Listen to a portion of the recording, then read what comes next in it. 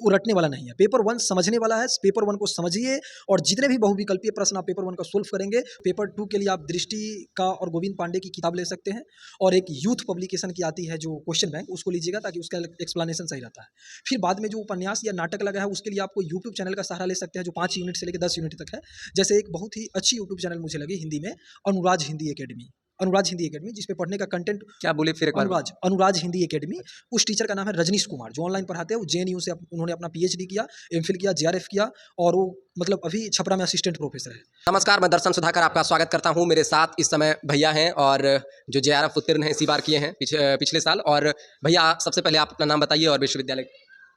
देखिए, मेरा नाम रोहित कुमार पटेल है और मैं इसी दरभंगा के सीएम कॉलेज से मैंने अपना मास्टर्स किया कंप्लीट, एमए। और एमए 4th सेमेस्टर में मैं जेआरएफ क्वालिफाई कर गया। 2nd सेमेस्टर में नेट किया था और इसी वर्ष मैंने यहाँ पीएचडी में एडमिशन लिया है, नामांकन हुआ है मेरा। ये बताइए भैया कि विद्यार्थियों को ऐसा टिप्स दीजिए जो हिंदी से हैं कि वो कम समय में सभी चीज़ों को पढ़ते हुए जेआरएफ पास कर जाएँ। देखिए, कम समय में जेआरएफ पास करना अभी जो एग्ज़ाम की जो एक प्रवृत्ति है, आप देख रहे हैं कि विगत वर्षों से अब सतही स्तर पर क्वेश्चंस नहीं आ रहे हैं, क्योंकि जो प्रश्न जो आ रहे हैं थोड़ा डीप आ रहे हैं। तो मेरे कहने का मतलब ये होगा कि आपका कॉन्सेप्ट काफ़ी हद तक क्लियर होना चाहिए।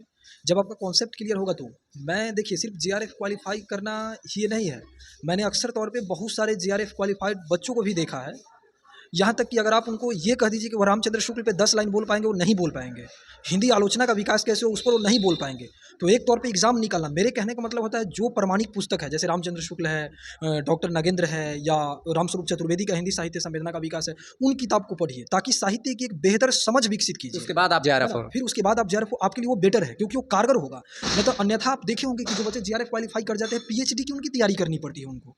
जो बच्चे जेआरएफ क्वालिफाई कर जाते हैं उनको असिस्टेंट प्रोफेसर की तैयारी करनी पड़ती है। क्यों करनी पड़ती है? तो कहीं ना कहीं आप ये कहना चाहते हैं कि जेआरएफ में अधिकतर जो है रटकर भी सिलेक्शन लिया जा सकता है। बिल्कुल, क्योंकि बहुत सारी चीज़ में ऐसे देखोगे कि जेआरएफ के लिए 2-4 ऐसे गाइड है, जैसे आप दृष्टि की बुक पढ़ लीजिए, गोविंद पांडे की किताब पढ़ लीजिए, है ना, कुछ उससे सिलेक्शन एकदम होना है। उनसे सिलेक्शन देखिएगा, केवीएस मैदान, थोड़ा बहुत इधर उधर का कंटेंट लेकर के आपका एग्जाम निकल जाएगा। लेकिन एग्जाम निकलने के बावजूद भी आपको जो एक बेहतर जो समझ साहित्य की होनी चाहिए वह उतनी नहीं हो पाएगी। एग्जाम निकालना एक दूसरा पैमाना हुआ, लेकिन किसी भी चीज़ के कॉन्सेप्ट को क्लियर करना दूसरा पैमाना हुआ। तो मेरे कहने का मतलब, मैं शॉर्टकट मेथड में कोई बिलीव नहीं करता हूँ। मेरे कहने का मतलब यह है कि आप अपने साहित्यिक समझ को इतना ज़्यादा परिपक्व कीजिए, है ना, कि आप जीवन के किसी भी क्षेत्र में, हिंदी साहित्य के क्षेत्र में जाए तो हिंदी साहित्य के क्षेत्र में आपको एक अच्छा आलोचक के माध्यम से, एक अच्छा निबंधकार, एक अच्छा साहित्यकार के रूप में जाना जाए। आप इस चीज़ को देखिए, लाखों छात्र पीएचडी में एडमिशन ले रहे हैं, हजारों छात्र हिंदी से एमए कर रहे हैं। बताइए इस चीज़ को। लेकिन अब कहाँ कोई हजारी प्रसाद द्विवेदी पैदा ले रहा है, कहाँ कोई नामवर पैदा ले रहा है, कहाँ कोई विश्वनाथ त्रिपाठी पैदा ले रहा है। ये सोचनीय वाली बात है।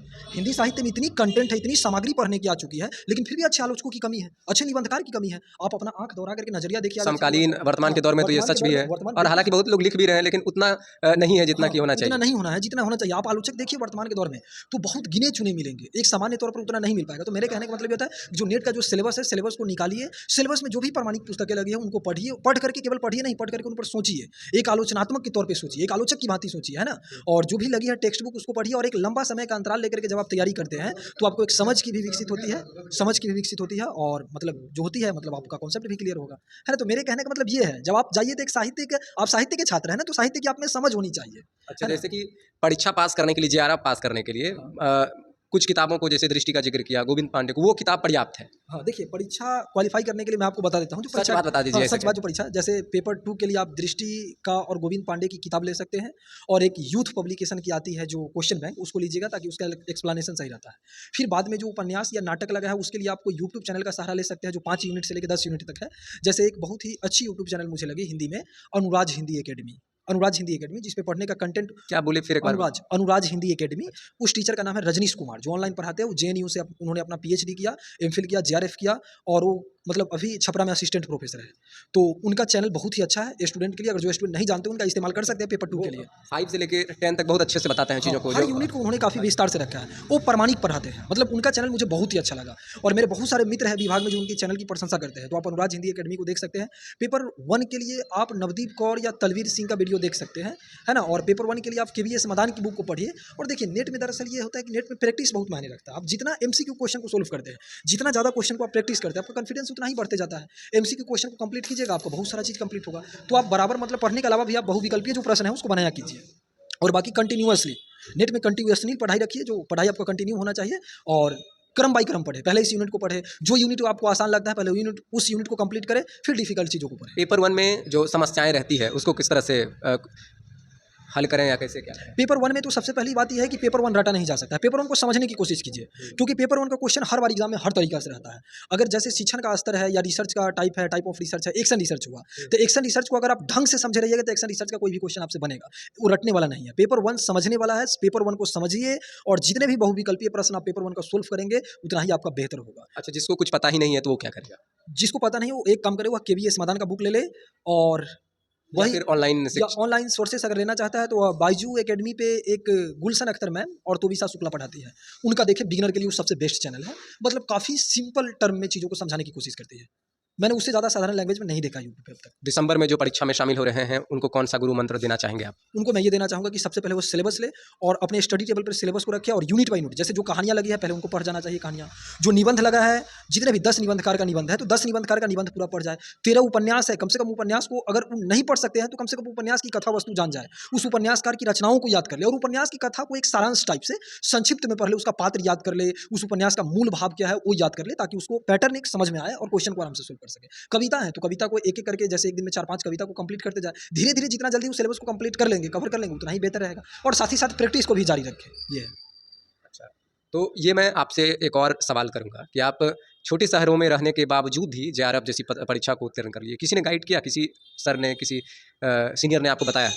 जी, मैं सीएम कॉलेज से मैंने अपना मास्टर्स किया पीजी, और जब मैं सीएम कॉलेज में मास्टर्स में नाम लिखाया था, पीजी में एडमिशन लिया, तो उस दौरान मेरे शिक्षकों ने कहा कि हायर एजुकेशन सेक्टर में जाने के लिए नेट जेआरएफ एक बहुत ही अच्छा विकल्प है, तुम इसकी तैयारी करो। जब मैं मैम से गया पूछने के लिए तो उन्होंने मुझे कोई टिप्स नहीं दिया, बोला कि बेटा इसका सिलेबस डाउनलोड करो और देखो सिलेबस में पढ़ना क्या है। मैंने सिलेबस डाउनलोड किया, सिलेबस एक रोड मैप है, किसी भी एग्जाम को तैयारी करने का सिलेबस रोड मैप है। सिलेबस में जो जो यूनिट थे, जो जो उपन्यास थे, अधिकतर हमारे यूजी पीजी के ही सिलेबस होते हैं। जैसे आप हिंदी भाषा में देख लिया, हिंदी साहित्य का इतिहास यूनिट 2 देख ले, या ये साहित्य शास्त्र देख ले, या जो कहानियां हैं उस सब क्या मास्टर्स का सिलेबस है। यूजी और पीजी में ही नेट का 70% सिलेबस कवर हो कहा जाता है। कि सिलेबस के आधार पर अपना तैयारी करो। सिलेबस के आधार पर तैयारी की, मैंने सिलेबस के आधार पर ही तैयारी की। वैसे भी दरभंगा का सबसे टॉप कॉलेज सीएम कॉलेज है जी तो उसके बाद जो है तैयारी अपना करने लगे और आगे लेकिन मैं एक और बात आपसे पूछना चाहता हूँ कि आप तो सेंट्रल यूनिवर्सिटी में भी एडमिशन करा सकते थे, लेकिन यहीं पर ऐसा क्यों यहीं पर आकर एडमिशन करा लिया, इसका क्या कारण था?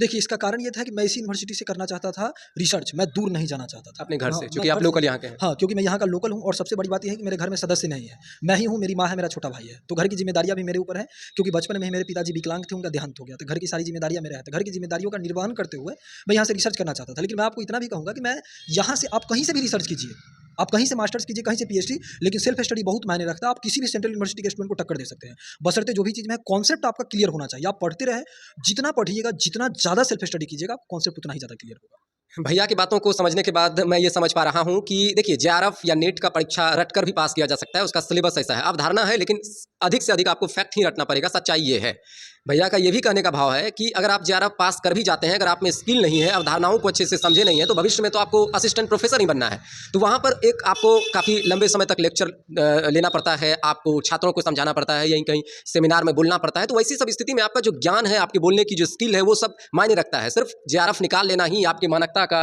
ये फैसला नहीं हो सकता है कि आप बहुत मानक हो गए। उसके साथ आप में जो स्किल है बोलने की, लिखने की, ताकि आप में मानकता के साथ वो जेआरएफ हो जाएगा, क्योंकि जेआरएफ की कमी नहीं है, बहुत सारे जेआरएफ हैं, लेकिन चर्चा उसी की होती है, प्रोफेसर भी बहुत सारे हैं, चर्चा उन्हीं की होती है जिनमें कुछ बात होती है। तो भीड़ में अगर आपको अलग बनना है तो ज्ञान के साथ आपको जो है वो समझ भी होनी चाहिए, चाहे वो आपकी लिखावट से या फिर आपके विचारों से। तो भैया के साथ इंटरव्यू करने से मुझे लगता है कि बहुत छात्रों को निश्चित तौर पर ही लाभ मिला होगा। भैया आपका बहुत बहुत धन्यवाद, आपने अपना कीमती समय दिया।